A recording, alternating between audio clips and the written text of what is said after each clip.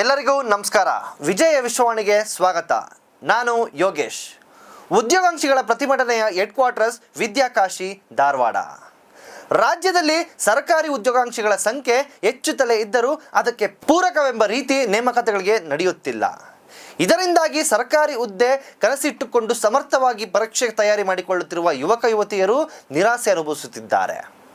ಹೀಗಾಗಿ ಇತ್ತೀಚೆಗೆ ಉದ್ಯೋಗಾಂಕ್ಷಿಗಳ ಪ್ರತಿಭಟನೆಗಳು ಮೇಲಿಂದ ಮೇಲೆ ನಡೆಯುತ್ತಲೇ ಇವೆ. ಇವುಗಳಿಗೆ ವಿದ್ಯಾಕಾಶಿ ಎಂಬ ಕರೆಸಿಕೊಳ್ಳುವ ಧಾರವಾಡವೇ ವೇದಿಕೆಯಾಗಿ ಮಾರ್ಪಟ್ಟಿದೆ. ಅಷ್ಟಕ್ಕೂ ಇಲ್ಲೇ ಯಾಕೆ ಹೆಚ್ಚು ಹೋರಾಟಗಳು ನಡೆಯುತ್ತವೆ ಎಂಬುದನ್ನು ವಿಶ್ಲೇಷಿಸಿದಾಗ ಒಂದಿಷ್ಟು ಪ್ರಮುಖ ವಿಚಾರಗಳನ್ನು ನಾವು ಉಲ್ಲೇಖಿಸಬಹುದು. ಕಳೆದ ಸೆಪ್ಟೆಂಬರ್ 25ರಂದು ಧಾರವಾಡದಲ್ಲಿ ನಡೆದಿದ್ದ ದೊಡ್ಡ ಪ್ರತಿಭಟನೆಯೊಂದು ಎಲ್ಲರಲ್ಲೂ ಅಚ್ಚರಿ ಮೂಡಿಸಿತ್ತು. ಇದುವರೆಗೂ ಧಾರವಾಡದ ಇತಿಹಾಸದಲ್ಲಿ ಅಷ್ಟೊಂದು ದೊಡ್ಡ ಪ್ರಮಾಣದ ಪ್ರತಿಭಟನೆ ನಡೆದಿರಲಿಲ್ಲ.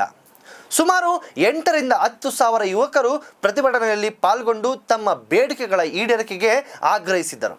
ರಾಜ್ಯದಲ್ಲಿ ಒಟ್ಟು 2.84 ಲಕ್ಷ ಹುದ್ದೆಗಳು ಖಾಲಿ ಇವೆ. ಇವುಗಳನ್ನು ತುಂಬಿದರೆ ಉದ್ಯೋಗಾಂಕ್ಷಿಗಳೊಂದಿಗೆ ಸಹಕಾರಕ್ಕೂ ಸಾಕಷ್ಟು ಅನುಕೂಲವಾಗುತ್ತದೆ. ರಾಜ್ಯ ಆರ್ಥಿಕ ಇಲಾಖೆಯಲ್ಲಿನ 9,536 ಹುದ್ದೆಗಳು ಸೇರಿದಂತೆ ಎಲ್ಲ ಇಲಾಖೆಗಳಲ್ಲೂ ಹುದ್ದೆಗಳು ಖಾಲಿ ಇವೆ. ಪೊಲೀಸ್ ನೇಮಕಾತಿ ಹೆಚ್ಚಿಸಿದ ಕಾರಣ ನೌಕರಿ ಆಕಾಂಕ್ಷಿಗಳು ಆತ್ಮಹತ್ಯೆ ಮಾಡಿಕೊಂಡ ನಿದರ್ಶನಗಳಿವೆ. ಉನ್ನತ ಶಿಕ್ಷಣ ಇಲಾಖೆಯ ನೇಮಕಾತಿ ವಿಚಾರವಾಗಿ ಸಚಿವರು ನ್ಯಾಯಾಲಯದ ಆದೇಶವನ್ನು ಪಾಲಿಸುತ್ತಿಲ್ಲ ಎಂದು ಪ್ರತಿಭಟನೆಕಾರರು ಆರೋಪಿಸಿದರು. ಇದೇ ರೀತಿಯ ಮತ್ತೊಂದು ಹೋರಾಟಕ್ಕೆ ಡಿಸೆಂಬರ್ 1ರಂದು ಕರೆ ನೀಡಲಾಗಿತ್ತು. ಜನಸಾಮಾನ್ಯರ ವೇದಿಕೆ ಹಾಗೂ ಇತರ ಸಂಘಟನೆಗಳ ನೇತೃತ್ವದಲ್ಲಿ ಸುಮಾರು 30,000 ಉದ್ಯೋಗಾಂಕ್ಷಿಗಳ ಪ್ರತಿಭಟನೆಗೆ ಸಿದ್ಧತೆ ನಡೆದಿತ್ತು. ಆದರೆ ಹಿಂದೆ ನಡೆದಿದ್ದ ಪ್ರತಿಭಟನೆಗಳ ವೇಳೆ ನಡೆದಿದ್ದ ಕೆಲ ಅಹಿತಕರ ಘಟನೆಗಳ ನೆನಪಿಟ್ಟುಕೊಂಡು ಪೊಲೀಸರು ಸಂಘಟನೆಗಾರರಿಗೆ ಕೆಲವು ಪ್ರಶ್ನೆಗಳನ್ನು ಕೇಳಿದ್ದರು. ಈ ವೇಳೆ ಸಂಘಟಕರು ನೀಡಿದ ಉತ್ತರಗಳು ಸಮರ್ಪಕವಾಗಿಲ್ಲ ಎಂದು ಹೇಳಿ ಹೋರಾಟಕ್ಕೆ ಅನುಮತಿ ನಿರಾಕರಿಸಲಾಗಿತ್ತು. ಇದನ್ನೇ ಸವಾಲಾಗಿ ಸ್ವೀಕರಿಸಿ ನಗರದ ಶ್ರೀನಗರ ವೃತ್ತದ ಬಳಿಯಿಂದ ಹೋರಾಟಕ್ಕೆ ಮುಂದಾಗಿದ್ದ ಪ್ರತಿಭಟನೆಕಾರರನ್ನು ಪೊಲೀಸರು ವಶಕ್ಕೆ ಪಡೆದಿದ್ದರು. ಈ ಘಟನೆ ಬಳಿಕ ಧಾರವಾಡದಲ್ಲಿಯೇ ಏಕೆ ಇಷ್ಟೊಂದು ಉದ್ಯೋಗಾಂಕ್ಷಿಗಳು ಇದ್ದಾರೆ ಎನ್ನುವುದರ ಬಗ್ಗೆ ಚರ್ಚೆಗಳು ಶುರುವಾಗಿವೆ. ಅಸಲಿಗೆ ಇದರ ಹಿಂದೆ ಇರೋದು ವಿದ್ಯಾಕಾಶಿಯಲ್ಲಿರುವ ಕೋಚಿಂಗ್ ಸೆಂಟರ್ಗಳು. ಧಾರವಾಡ ನಗರದ ಸಪ್ತಪುರ, ಜಯನಗರ, ಶ್ರೀನಗರ ಸೇರಿದಂತೆ ವಿವಿಧ ಬಡಾವಣೆಗಳಲ್ಲಿ ನೂರಾರು ಸಂಖ್ಯೆಯಲ್ಲಿ ಕೋಚಿಂಗ್ ಸೆಂಟರ್ಗಳಿವೆ. ಈ ಕೋಚಿಂಗ್ ಸೆಂಟರ್ಗಳಲ್ಲಿ ಅನುಗುಣವಾಗಿ PGಗಳು ಕೂಡ ಸಾವಿರಾರು ಸಂಖ್ಯೆಯಲ್ಲಿವೆ. ನಾಡಿನ ವಿವಿಧ ಕಡೆಗಳಿಂದ ಬರೋ ಸಾವಿರಾರು ಸಂಖ್ಯೆಯ ಉದ್ಯೋಗಾಂಕ್ಷಿಗಳು ಇಲ್ಲಿಯೇ ನಿಲ್ಲಿಸಿ ಕೋಚಿಂಗ್ ಸೆಂಟರ್ಗಳಲ್ಲಿ ತರಬೇತಿ ಪಡೆಯುತ್ತಾರೆ. ಇವುಗಳ ಜೊತೆಗೆ ಕರ್ನಾಟಕ ವಿಶ್ವವಿದ್ಯಾಲಯ, ಕೃಷಿ ವಿಶ್ವವಿದ್ಯಾಲಯ ಹಾಗೂ ಹುಬ್ಬಳ್ಳಿಯಲ್ಲಿ ಕಾನೂನು ವಿಶ್ವವಿದ್ಯಾಲಯಗಳಿವೆ.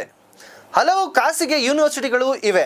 ಹಲವಾರು ವರ್ಷಗಳಿಂದ ಧಾರವಾಡದಲ್ಲಿ ಇದ್ದುಕೊಂಡು ತಿಂಗಳಿಗೆ ಕನಿಷ್ಠ 7ರಿಂದ 8 ಸಾವಿರ ರೂಪಾಯಿ ಖರ್ಚು ನಿಭಾಯಿಸುತ್ತಿರುವ ವಿದ್ಯಾರ್ಥಿಗಳ ಆಕ್ರೋಶ ಇತ್ತೀಚೆಗೆ ಆಗಾಗ ಸ್ಫೋಟದಲ್ಲಿದೆ. ಹೀಗಾಗಿ ಇಲ್ಲಿ ಪ್ರತಿಭಟನೆ ನಡೆಸಿದರೆ ಒಂದು ಕರೆಗೆ ಸಾವಿರಾರು ಯುವಕರು ಸುಲಭವಾಗಿ ಒಂದೇ ಎಡೆ ಸೇರುತ್ತಾರೆ. ಒಂದು ಅಂದಾಜಿನ ಪ್ರಕಾರ ಧಾರವಾಡದಲ್ಲಿ ಸುಮಾರು 80,000 ಉದ್ಯೋಗಾಂಕ್ಷಿಗಳಿದ್ದಾರೆ. ಅವರೆಲ್ಲರೂ ಬಹುತೇಕ ಹೊರಗಿನ ಜಿಲ್ಲೆಗಳಿಂದ ಬಂದವರು ಅನ್ನೋದರಲ್ಲಿ ಗಮನಾರ್ಹ. ಸರ್ಕಾರಿ ಉದ್ಯೋಗ ನೇಮಕಾತಿಯಲ್ಲಿ ವಿಳಂಬ ಆಗುತ್ತಿರೋದು ಉದ್ಯೋಗಾಂಕ್ಷಿಗಳ ಮೇಲೆ ಮಾತ್ರವಲ್ಲದೆ ಇತರರ ಮೇಲೂ ಪರಿಣಾಮ ಬೀರುತ್ತದೆ. ಒಂದು ವೇಳೆ ಸರ್ಕಾರಿ ಹುದ್ದೆಗಳಿಗೆ ಅರ್ಜಿ ಕರೆಯದಿದ್ದರೆ ಕೋಚಿಂಗ್ ಸೆಂಟರ್ಗಳಿಗೆ ಯಾರೂ ಬರಲ್ಲ. ಹೀಗಾಗಿ ಅವುಗಳು ನಿಧಾನವಾಗಿ ತಮ್ಮ ಕಾರ್ಯವನ್ನು ಸ್ಥಗಿತಗೊಳಿಸುತ್ತವೆ. ಹೀಗೆ ಅವರು ಸ್ಥಗಿತಗೊಂಡರೆ ಪೇಯಿಂಗ್ ಗೆಸ್ಟ್ಗಳು ಕೂಡ ಕಣ್ಣು ಮುಚ್ಚುತ್ತವೆ. ಇದರೊಂದಿಗೆ ಈ ಪ್ರದೇಶದಲ್ಲಿನ ಹೋಟೆಲ್, ಬುಕ್ ಸ್ಟಾಲ್ ಸೇರಿದಂತೆ ಅನೇಕ ಅಂಗಡಿಗಳು ನಷ್ಟ ಅನುಭವಿಸುತ್ತವೆ. ಇವೆಲ್ಲ ಒಂದರ ಮೇಲೊಂದು ಅವಲಂಬಿತವಾಗಿರೋ ವ್ಯಾಪಾರಗಳು. ಧಾರವಾಡ ಇಂದು ಕೇವಲ ವಿದ್ಯಾಕಾಶಿಯೇ ಅಲ್ಲ, ರಾಜ್ಯದ ಸಾವಿರಾರು ಉದ್ಯೋಗಾಂಕ್ಷಿಗಳ ಹೋರಾಟದ ಕೇಂದ್ರವಾಗಿ ನಿಂತಿದೆ. ಲಕ್ಷಾಂತರ ಹುದ್ದೆಗಳು ಖಾಲಿ ಇರುವ ಸಂದರ್ಭದಲ್ಲಿ ಯುವಕರ ಭವಿಷ್ಯ ಹಾಳಾಗಬಾರದು ಎಂಬ ಧ್ವನಿಯೇ ಇಲ್ಲಿ ಗಟ್ಟಿಯಾಗಿ ಕೇಳಿಬರುತ್ತಿದೆ. ನೇಮಕಾತಿಗಳು ವೇಗವಾಗಿ ನಡೆದರೆ ವಿದ್ಯಾರ್ಥಿಗಳ ಕನಸುಗಳು ಅಲ್ಲದೆ ಇಲ್ಲಿ ಇರುವ ಕೋಚಿಂಗ್ ಸೆಂಟರ್ಗಳು, PGಗಳು, ಹೋಟೆಲ್ಗಳು, ಬುಕ್ ಸ್ಟಾಲ್ಸ್ ಎಲ್ಲವೂ ಬದುಕುಳಿಯುತ್ತವೆ. ಧಾರವಾಡದ ಈ ಹೋರಾಟ ಒಂದು ಸ್ಪಷ್ಟ ಸಂದೇಶ ಕೂಡ ಕೊಡುತ್ತಿದೆ. ಉದ್ಯೋಗ ನಮ್ಮ ಹಕ್ಕು, ನಮ್ಮ ಭವಿಷ್ಯವನ್ನು ಇನ್ನೂ ಮುಂದೂಡಬೇಡಿ ಎಂಬ ಸಂದೇಶ ಧಾರವಾಡ ವಿದ್ಯಾಕಾಶಿಯಾಗಿ ನೀಡುತ್ತಿದೆ. ಇದಿಷ್ಟು ಇವತ್ತಿನ ವಿಷಯ ಇಷ್ಟವಾದಲ್ಲಿ ವಿಜಯ ವಿಶ್ವವಾಣಿಯನ್ನು ಲೈಕ್ ಮಾಡಿ, ಶೇರ್ ಮಾಡಿ, ಸಬ್ಸ್ಕ್ರೈಬ್ ಮಾಡಿ. ಧನ್ಯವಾದಗಳು.